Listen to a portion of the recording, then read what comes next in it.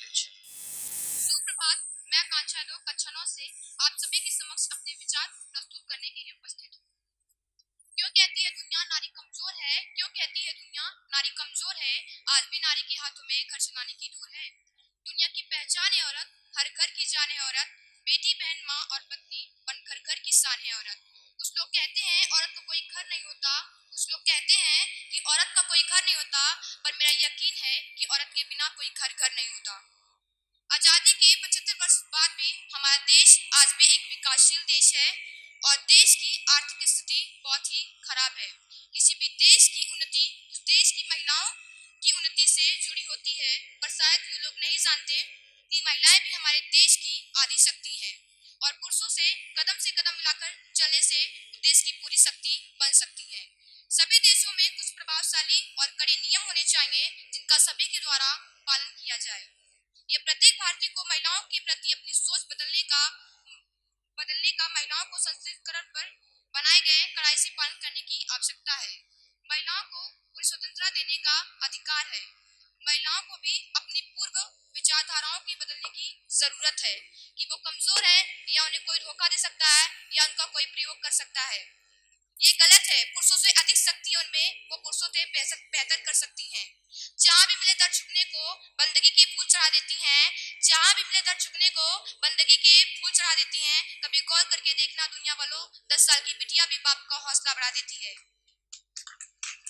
जो लड़कियां उस परिवार से संबंध रखती हैं जहाँ यह सोचा जाता है कि लड़कियां बोझ हैं, वह उनकी जिंदगी का उद्देश्य अपने पति व परिवार की सेवा है। यह ऐसी मानसिकता है जिनके अनुसार लड़कियों को मात्र वस्तु और नौकर के जैसे उन कार्यों को पूरा करने के लिए कहा जाता है। अगर हमें अपने देश को आगे बढ़ाना है तो हमें अपने देश की बेटियों को शिक्षित करना चाहिए, क्योंकि वो कुछ लोग ऐसे हैं, आज भी हमारे देश में कुछ ऐसे लोग हैं जो अपनी बेटियों को शिक्षित नहीं करना चाहते, क्योंकि वो अपनी पुरानी परंपराओं पर विश्वास रखते हैं। 70% भारतीय गांव में रहते हैं। अधिकतर गांव के लोग अपनी बेटियों को शिक्षित नहीं करते। वो अपनी लड़कियों को बाहर भेजना एक बुराई मानते हैं। बेटी से कहती हो कि घर की इज्जत मत खराब करना, बेटी से कहती हो कि घर की इज्जत मत खराब करना, बेटे से क्यों नहीं कहते कि किसी के घर की इज्जत के साथ मजाक मत करना।